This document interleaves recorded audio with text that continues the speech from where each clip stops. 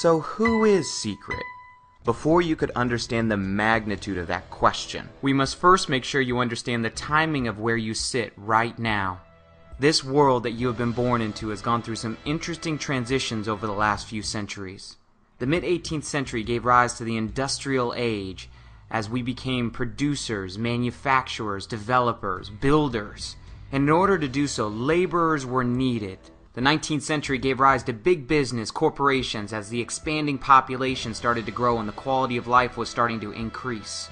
And so the system was developed. Perhaps it was taught to you just like it was taught to me. Go to school, get good grades, get into university, graduate, and go find a good job. And the plan was to work 40 hours a week for 40 years of our lives, to retire and live out our golden years.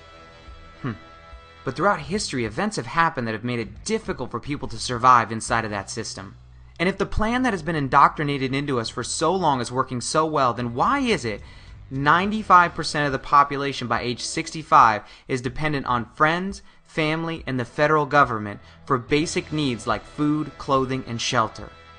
Makes you think, doesn't it? When this information presented itself to me, the question I was asking myself was, how do you get to the top 5%? How do I separate myself from the masses? As I started educating myself on the subject of finances, I found many ways to make a living and even a few ways to make a fortune. You can become self-employed if you have a skill set that the market values. You can start a business if you have the right idea and capital.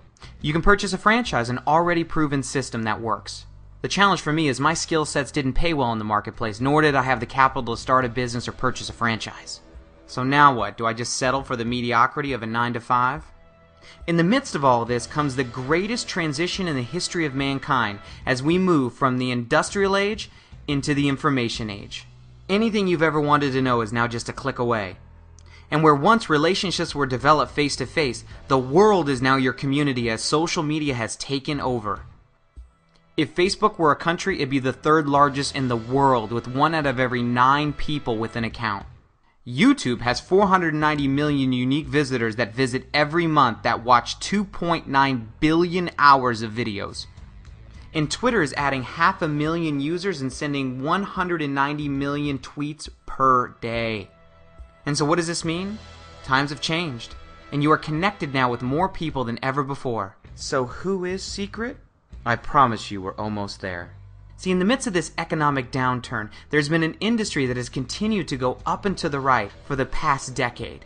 An industry that has attracted the likes of over 70 million people worldwide, even billionaires like Donald Trump, Warren Buffett, Richard Branson, and even former U.S. President Bill Clinton. Best-selling author Robert Kiyosaki calls it the business of the 21st century. What is it? It's the $100 billion worldwide industry of relationship marketing. So who are the players in this word-of-mouth business and what are they offering? Let's take a look at the $1 Billion Club. Avon, Amway, Jafra, Herbalife, Mary Kay, Prime America, Tupperware, Forever Living, Oriflame, Natura,